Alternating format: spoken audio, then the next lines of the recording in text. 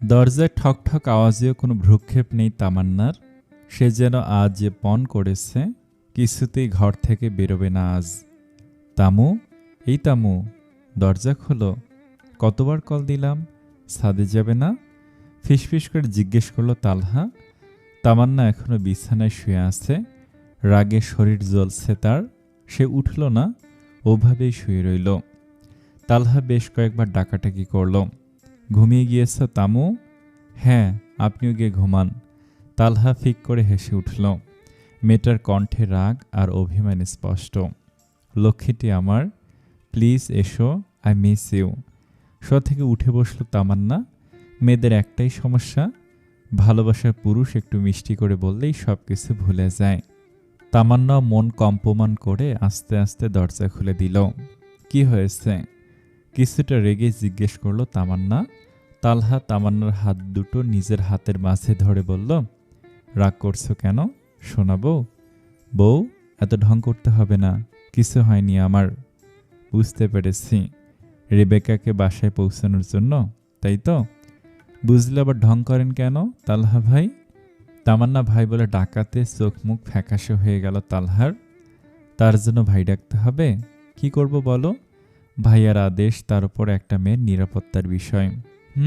জানি তো। আচমকাই তালহা তামান্নাকে জোরে বুকে জড়িয়ে ধরল। তামান্না হঠাৎ স্তব্ধ হয়ে গেল, চোখ বড় করে চমকে উঠল।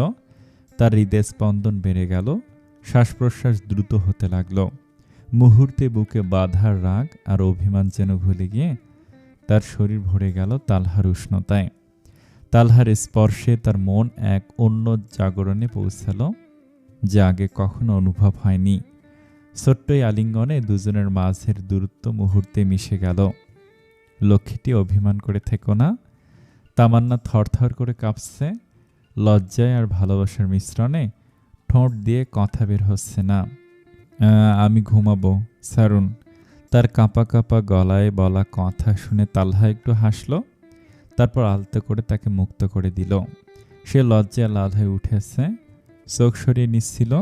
দুজনের মধ্যেই সে অদ্ভুত মিষ্টি নীরবতা বাস করছিল, যেখানে কথা কম, অনুভূতি বেশি। শুভরাত্রি, শুভরাত্রি।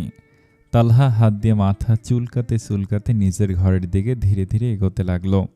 অন্যদিকে তামান্না দরজা আটকে দেওয়ার পর দ্রুত দুরু দুরু করেও বুকে হাত রেখে বিছানায় শুয়ে পড়ল। তার মন এখনো থমথমে, শরীরটা লজ্জার অদ্ভুত উষ্ণতায় ভরপুর। দিন যত এগোচ্ছে, সাবিহার প্রতি মেহরাবের ভালোবাসাও ততই বৃদ্ধি পাচ্ছে। আজকাল প্রায় কথা হচ্ছে দুজনের, কখনো অল্প স্বল্প, আবার কখনো বেশি। সাবিহাও নতুন দেশে নিজেকে মানিয়ে নেওয়ার আপ্রাণ চেষ্টা করছে। বাহিরে টিপটিপ বৃষ্টি নেমেছে, মেঘের ঘন আধার ছড়িয়ে পড়েছে চারদিকে। মাঝে মধ্যে গর্জন করে মেঘেরা তার গম্ভীর গান শোনাচ্ছে। শুক্রবার, অফিসের ছুটির দিন। তালহা আরিশ দুই ভাই আজকে এই স্নিগ্ধ দিনে বাড়িতে আছে। আরিশের হাতের ব্যথা এখন অনেকটাই সেরে গেছে। বৃষ্টি মুখর এই দিনেও খাবারও বিশেষ কিছু হওয়া লাগবে, তাই খিচুড়ির সঙ্গে মশলাদার গরুর মাংস ভুনা রান্না করা হয়েছে। আর এই বাড়ির ছেলেরা তো বিরিয়ানি ছাড়া আর কিছুতেই সন্তুষ্ট হয় না, তাই অন্য খাবারের ভুলে একটু আদলে অন্যরকম খাবার তৈরি করা হয়েছে। তামান্না আর ওরা মিলে যত্ন করে দুপুরে রান্নাবান্না শেষ করলো। ঘরটা যেন এখন ঘ্রাণে ভরে উঠেছে, মশলার টংটঙানি আর রান্নার হাসি আনন্দে। গতকাল থেকে আরিশের আচরণ ওরার কাছে অদ্ভুত লাগছে, যেন সে নিজেকে ওরা থেকে একটু একটু দূরে সরে নিয়ে যাচ্ছে। কথা বলতে যেন মন করছে না, শুধু জরুরি কিছু বলেই উঠে যাচ্ছে। এই হঠাৎ পরিবর্তন ওরাকে শুধু অবাক করেনি, বরং তার মনকে আরো বেশি ব্যথিত করছে। এক ধরনের অকথিত কষ্ট, যা বুঝতে পারছে না কেন এমন হলো। ওরা হৃদয় ঝড়ের মতো বিক্ষুব্ধ। তার পাশে থাকা মানুষটা যেন তার থেকে হিমশীতল দূরত্ব বজায় রাখছে। কাজকর্ম শেষে নিজের রুমে প্রবেশ করলো ওরা। বিছানায় বসে আছে আরিশ, ওরাকে খেয়াল পর্যন্ত করছে না। তপ্ত নিঃশ্বাস ছাড়ল সে, এগিয়ে গেল আরিশের দিকে। আপনার কি হয়েছে আরিশ? আমার কি হবে হামিংবার্ড? জানি না আমি। আরিশ কিছু বলল না। ওরা কিছুক্ষণ তার পাশে চুপচাপ বসে রইল। তবু আরিশ তাকে একবারও কাছে টানল না। একটু অবাক করা ব্যাপার। অবশেষে ওরা নির্বিকার ভঙ্গিতে ওয়াশরুমের দিকে এগিয়ে গেল। ওরা চলে যাওয়ার সঙ্গে সঙ্গে আরিশ দীর্ঘশ্বাস ফেলল। বউয়ের কাছ থেকে দূরে সরে থাকার সবচেয়ে বড় কষ্ট আর কিছু নেই। এই ভাবনা ঘোরাতে ঘোরাতে সে মেহরাবকে টেক্সট করল, ভাই, মনে হচ্ছে আমার নিঃশ্বাস আটকে আছে, এভাবে থাকা কি সম্ভব? কিছুক্ষণের মধ্যে মেহরাবের রিপ্লাই আসলো, বউয়ের ভালোবাসা পেতে হলে, বউকে সারপ্রাইজ দিতে গেলে এমন করতেই হবে বস। রাখ তোর কেরামতি। বউ আমার কাছে আসছে, অথচ আমি হাবলা পুরুষের মতো চুপচাপ বসে আছি। আরিশ খানের পক্ষে এটা কি সম্ভব বল? তাহলে কিছু বললাম না, দাঁত বের করা ইমোজি দুইটা। মেহরাবের টেক্সট দেখে মুচকি হাসলো আরিশ। তারপর ফোন ধরল, কোথাও কল করে খোঁজ নিল সবকিছু ঠিকঠাক চলছে কিনা। অপর প্রান্ত থেকে সান্ত্বনামূলক কথা শুনে কল কেটে দিল সে। নয়না, এই নয়না। মায়ের ডাকে হকচকিয়ে গেল। পড়া বাদ দিয়ে পলাশকে নিয়ে ভাবনায় বিভোর ছিল সে। হ্যাঁ মা, বলো। তুই বলতো কি হয়েছে তোর? ইদানিং এত অন্যমনস্ক থাকিস কেন? থতমত খেল নয়না। থেমে থেমে বলল, কই, কি হয়েছে বলো তো? তোর বাবা তোর জন্য কি সব জামা কাপড় নিয়ে এসেছে, ড্রয়িং রুমে গিয়ে দেখে আয়। নতুন ড্রেস? উচ্ছ্বসিত কণ্ঠে বলল সে। আচ্ছা মা, যাচ্ছি। নয়না এক মুহূর্ত কালক্ষেপণ না করে ড্রয়িং রুমের দিকে এগোলো। রোকসানা মল্লিকের খটকা লাগছে। নয়নার আচরণ মোটেও ঠিকঠাক লাগছে না ওনার। আজকে ঘুমাতে হবে না? আচমকা আরিশের এমন কথায় শোয়া থেকে উঠে বসলো ওরা। আরিশ খাটের পাশে দাঁড়িয়ে আছে, হাতে একটা ব্যাগ। কিন্তু কেন? আমার ইচ্ছে, উঠে এই শাড়িটা পরে নাও পাখি। আরিশ ওরার দিকে ব্যাগটা এগিয়ে দিল। ওরা ব্যাগটা হাতে নিল। ধীরে ধীরে ব্যাগের ভেতর থেকে অপূর্ব চোখ ধাঁধানো একটা শাড়ি বের করলো। খাঁটি সোনা জরির সুতোয় হাতে বোনা জামদানি, শাড়ির জমিনে সূক্ষ্ম মসলিন, আর পাড় জুড়ে জ্যামিতিক নকশা, যার মূল্য কয়েক লক্ষ টাকা। প্রতিটি সুতোয় যেন ইতিহাস, সংস্কৃতি আর ভালোবাসার ঘ্রাণ লেগে আছে। ওরা নিঃশ্বাস বন্ধ করে তাকিয়ে রইল। এটা এটা তো কোনো সাধারণ শাড়ি না, মনে হচ্ছে অনেক দামি শাড়ি। আরিশ হেসে বলল, না, এটা তোমার শাড়ি। তোমার শাড়ি তো সাধারণ হতে পারে না, হামিংবার্ড। নারায়ণগঞ্জের একজন বুড়ো তাঁতিকে দিয়ে হাতে বানিয়েছি 4 মাস ধরে। ওরার দুচোখ ঝাপসা হয়ে আসছে। টাকা পয়সার হিসাব করছে না সে, কিন্তু এতগুলো মাস ধরে একটা শাড়ি তৈরি করানো মানে কতটা ভালোবাসা লুকিয়েছিল তাতে। আপনি এতগুলো মাস ধরে এটা তৈরি করিয়েছেন? আরিশ ওরাকে জড়িয়ে নিল এবার। কপালে কপাল ঠেকালো, কোমরে শক্ত করে হাত রেখে বলল, তাড়াতাড়ি রেডি হয়ে নাও, আরও কিছু দেওয়ার বাকি আছে। ওরা দেহে যেন প্রাণ ফিরে পেল। এই তো তার চেনা মানুষটা। মুচকি হাসল সে। আমি রেডি হয়ে আসছি, এখানেই চেঞ্জ করো। কিন্তু আপনি? আরিশ কিছু বলল না, হুট করে রুমের অন্যদিকে চলে গেল। তপ্ত নিঃশ্বাস ছাড়ল ওরা। রুমে বসে চেঞ্জ করার সিদ্ধান্ত নিল। আরিশ যে অন্যদিকে গিয়ে দাঁড়িয়েছে এটাই অনেক। এখন চেঞ্জ করো হামিংবার্ড। আচমকা আরিশের আগমনে চমকালো মেয়েটা। চেয়ার নিয়ে এসে আটসাটো হয়ে বসেছে সে। আপনি? হ্যাঁ আমি, তোমার একমাত্র স্বামী। শুরু করো। ওরা কি বলবে সেটাও যেন ভুলে গেল। এর সাথে কথা বাড়িয়ে লাভ নেই। ঝটপট চেঞ্জ করে নিল ওরা। চুলগুলো আশ্রে কানে ডায়মন্ডের দুল ও গলায় নেকলেস পরে নিল। তবে সব গহনাই সিম্পল। আরিশ মুগ্ধ নয়নে ওরার দিকে তাকিয়ে আছে। কি ঠিক আছে? গলা নিচু করে শুধালো ওরা। আরিশ বসা থেকে উঠে ওরার দিকে এগোলো। ইচ্ছে করছে আদর করি, কিন্তু এখন তোমাকে ধরলে সব সাজগোজ নষ্ট হয়ে যাবে। ওরা ফিক করে হাসলো। বেচারা আরিশ দেয়াল ঘড়ির দিকে তাকিয়ে আছে সে। আর মাত্র 2 মিনিট বাকি। রাত ঠিক 12টা। ঘরের বাতি নিভে গেল আচমকাই। ওরা কিছু বুঝে ওঠার আগেই চারপাশ আলোয় ভরে উঠল। হালকা গোলাপি, সোনালি আর মোমবাতির নরম আলো। ব্যাকগ্রাউন্ডে ধীর লয়ের পিয়ানো মিউজিক বাজছে। নরম সাদা পর্দার আড়াল থেকে এগিয়ে এলো আরিশ। হাতে এক কালো ভেলভেট বক্স, ঠোঁটে মৃদু হাসি। শুভ জন্মদিন মাই প্রিন্সেস। চমকালো ওরা। আজ ওর জন্মদিন? ভুলে গিয়েছিল সে। চোখ ছলছল করে উঠল তার। আজ আমার জন্মদিন, সেটাও আপনি জানেন? আমার বউয়ের কোন তারিখ কি সবকিছুই জানি আমি ডার্লিং। আরিশের ঠোঁটের কোনো দুষ্টু হাসি। লোকটার ভালো হলো না। পেছন থেকে আরিশ জড়িয়ে ধরল তাকে। তারপর সামনে এসে ধীরে ধীরে হাতে তুলে ধরল কালো রঙের ভেলভেট বক্সটা। ওরা কাঁপা কণ্ঠে বলল, এইটার দরকার ছিল না। আরিশ হাসল।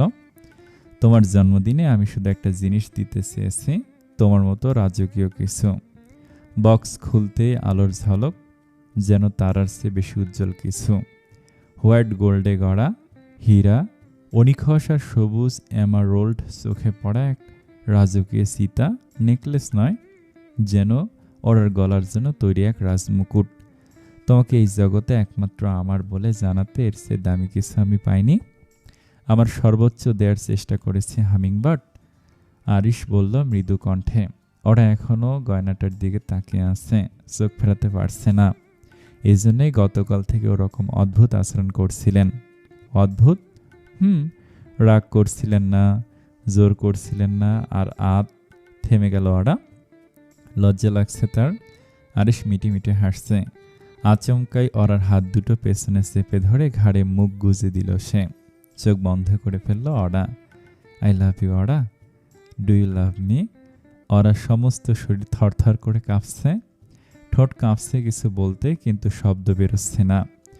চোখে মুখে দ্বিধা, সংকোচ আর গভীর আবেগের মিশ্র ছায়া। আরিশ অপেক্ষায় তার ধৈর্যের সীমা যেন শেষ প্রান্তে এসে দাঁড়িয়েছে। ওরার এই দীর্ঘ নীরবতা অসহ্য ঠেকছে তার কাছে। ওরা নিজেকে সামলে নিচ্ছে, ভেতরে ভেতরে সাহস সঞ্চার করছে। সেও আজ বলতে চায় ভালোবাসার সেই জমে থাকা কথা। ঠোঁট খোলার চেষ্টা করতে হঠাৎ ঘাড়ে তীব্র এক ব্যথা অনুভব করল সে। চমকে উঠল ওরা। মুহূর্তে বুঝে গেল অধৈর্য আরিশ তার ঘাড়ে কামড় দিয়েছে। ভালোবাসার উন্মাদনায় একরোখা আবেগে এমন পাগলামিটুকু করাতে নিজেকে থামাতে পারল না আরিশ। লাগছে আমার। আরিশ মুচকি হাসল। ওরার কথা অগ্রাহ্য করে পরপর অনেকগুলো কামড় বসালো ঘাড়ে। অপেক্ষা করালে কেন হামিংবার্ড? আমি অপেক্ষা করতে পারি না। আমার উত্তর চাই। আমি থাক। আজকের দিনটা তোমার, তাই আজ কোনো জোর করব না। কাল থেকে প্রতিদিন প্রতি রাত শুধু আমার। বুঝেছ পাখি? অধৈর্য আমি, আর ধৈর্য ধরতে পারছি না। ওরা মাথা নাড়ল কেবল। আরিশ তাকে কোলে তুলে নিয়ে দরজার দিকে এগোলো। ওরা কৌতূহলী হয়ে জিজ্ঞেস করল, কোথায় যাচ্ছেন? Wait and see. ওরা চুপ করে গেল। ঘর থেকে বেরিয়ে বারান্দার দিকে এগিয়ে যাচ্ছে আরিশ। তার প্রতিটি পদক্ষেপের সাথে বারান্দায় রং বেরঙের আলো জ্বলে উঠছে। ওরা অবাক হয়ে দেখছে সবকিছু। আরিশ এক পা করে এগিয়ে চলছে, সাথে রঙিন বাতি জ্বলে উঠছে এবং লাল গোলাপের পাপড়ি ঝরে পড়ছে। সবকিছু স্বপ্নের মতো সুন্দর লাগছে ওরার কাছে। এক পা করে তারা যখন সিঁড়ি বেয়ে নিচে নামছিল, তখন মনে হচ্ছিল তারা কোনো স্বপ্নের দৃশ্যের মাঝে হাঁটছে। ড্রয়িং রুমে পৌঁছাতেই থমকে দাঁড়ালো ওরা। এক মুহূর্তের জন্য যেন নিঃশ্বাস বন্ধ হয়ে এলো তার। চারপাশে সব পরিচিত মুখ, তাদের চোখে ভালোবাসার উচ্ছ্বাস। কেউ হাসছে, কেউ চোখ মুছছে। সবাই নতুন জামা কাপড় পরে দাঁড়িয়ে আছে, এমনকি ওরার বাবার বাড়ির মানুষজনও। পুরো ঘর জুড়ে বাতাসে ভাসছে কনফেটি আর গোলাপের ঘ্রাণ। তাকে কোলে রেখে নিচে নামিয়ে দিল আরিশ। এরপর ধীরে ধীরে তার হাত ধরে সামনে নিয়ে এলো। চারপাশ থেকে গেয়ে উঠল সবাই, happy birthday to you, happy birthday to you, happy birthday dear Aura, happy birthday to you. Roksana Mallick মেয়েকে শক্ত করে জড়িয়ে ধরলেন। মমতার স্নেহে ভরা একটুখানি চুমু রাখলেন মেয়ের গালে। নয়না আদরে আপ্লুত হয়ে বোনকে আলতো করে জড়িয়ে ধরেছে। চোখে তার আনন্দের তৃপ্তি। চারপাশে ছড়িয়ে পড়েছে এক উষ্ণ ভালোবাসায় ভরা আবহ। সবাই খুব খুশি। হাসির ঝিলিক ভরে উঠেছে পুরো ঘরটা। অরার সুখ আনন্দ সব একাকার হয়ে গেছে এই মুহূর্তে। তার চোখের কোণে জমে থাকা জলের বিন্দুগুলো গড়িয়ে পড়ল গাল বেয়ে। সে কখনো কল্পনাও করেনি যে তার জন্মদিন এমন বিস্ময় আর ভালোবাসায় ভরা হবে। আরিশ চুপচাপ পাশে দাঁড়িয়ে অরার প্রতিক্রিয়া দেখছে। সে চোখে চোখ রেখে মৃদু হাসল। ওরা চারপাশে তাকিয়ে দেখে দেয়ালের ওপারে বড় করে লেখা, আমাদের আলো অরা, শুভ জন্মদিন। রঙিন বেলুন ঝলমলে লাইটিং, পাপড়ির ছড়াছড়ি, সব মিলিয়ে পুরো বাড়িটা যেন স্বপ্নপুরী হয়ে উঠেছে। ড্রয়িং রুমের এক পাশে রাখা বিশাল কেকটার দিকে তাকিয়ে থাকে কিছুক্ষণ, তারপর হাসি মুখে বলে, এত কিছু আমার জন্য? তোমরা আমাকে এত ভালোবাসো? রোকসানা মল্লিক বললেন, তুই আমাদের পৃথিবীর মা, তোকে ভালো না বাসলে কাকে বাসবো? নয়না হেসে বলে, তোর জন্য আজকের পুরো দিনটাই শুধু চমক আর চমক আপু, সব কিছুই দুলাভাইয়ের কাজ। আরিশ সামনে এসে অরার কানে ফিসফিসিয়ে বলে, চলো কেক কাটো, এরপরে আরও কিছু চমক বাকি আছে। হরা বিশ্বের চোখে তাকায় ওর দিকে। আরও? আরিশ মুচকি হেসে চোখ টিপে দেয়। ওরা বুঝে যায় আজকের রাতটা শুধু তার আর শুধু আরিশের ভালোবাসে মোড়ানো এক স্বপ্নের রাত হতে চলেছে। কেক কাটার পর বাড়ি ভরে ওঠে হাততালি, ক্যামেরার ফ্ল্যাশ আর হাসির রোলেও। ওরা এক এক করে সবার মুখে কেক তুলে দিচ্ছে। সবার প্রথমে অবশ্য আরিশকেই খাইয়ে দিয়েছে। কেক খাওয়া শেষে আরিশ দূরে দাঁড়িয়ে কিছু একটা নিয়ে ব্যস্ত। ওরা খেয়াল করলেও কিছু বুঝতে পারছে না। হঠাৎ ঘরের আলো নিভে গেল, চারিদিকে অন্ধকার, সকলে চুপ হয়ে গেছে। ঘর জুড়ে নেমে এসেছে গভীর অন্ধকার। তারপরেই চারদিক থেকে একসাথে নীলচে বেগুনি রূপালি আলো ছড়িয়ে পড়ল। দেয়াল, ছাদ, মেঝে সবকিছু হারিয়ে গেল কোনো এক বিশাল গ্যালাক্সির ভিতর। তারার ঝিলিমিলি, ঘুরছে গ্রহ, উড়ছে উল্কা, দূরে সরে যাচ্ছে নীহারিকা। ঘর নয়, মনে হয় ওরা দাঁড়িয়ে আছে অনন্ত মহাকাশের মাঝে। চোখের সামনে দিয়ে বয়ে যাচ্ছে একটার পর একটা অসাধারণ দৃশ্য। একবার ধূসর চাঁদ, আবার কোনো লাল গ্রহ। এক এক কোণ থেকে ভেসে আসছে নরম স্পেস সিম্ফনি, যেন মহাবিশ্ব নিজেই তার কানে গাইছে। আর এই সব কিছুর মাঝে সামনে দাঁড়িয়ে আছে আরিশ। আলো এসে পড়ছে তার মুখে, হাতে ধরা একটা ছোট্ট রিমোট। আরিশ এসে বলল, তোমার জন্য গোটা মহাবিশ্ব এনে দিলাম hummingbird. Now tell me, will you be the queen of my universe? অরার চোখ বিস্ময়ে ছলছল করে ওঠে। সে কিছু বলতে পারে না, শুধু এক ধাপ এগিয়ে এসে আলতো করে জড়িয়ে ধরে আরিশকে। চমকালো আরিশ। ওরা সবার সামনে এভাবে তাকে আলিঙ্গন করল আর কাঁপা কাঁপা গলায় বলল, yes, I want nothing more than to be a queen of your universe. এই গল্পটা আপনাদের কাছে কেমন লাগে প্লিজ কমেন্ট করে জানাবেন। ধন্যবাদ সকলকে। আর যারা এখনও সাবস্ক্রাইব করেননি চ্যানেলটি, তাদের কাছে অনুরোধ করব, প্লিজ প্লিজ প্লিজ চ্যানেলটি সাবস্ক্রাইব করবেন, আমাকে আরও নতুন ভিডিও বানার জন্য উৎসাহিত করবেন। ধন্যবাদ সকলকে। আসসালামু আলাইকুম।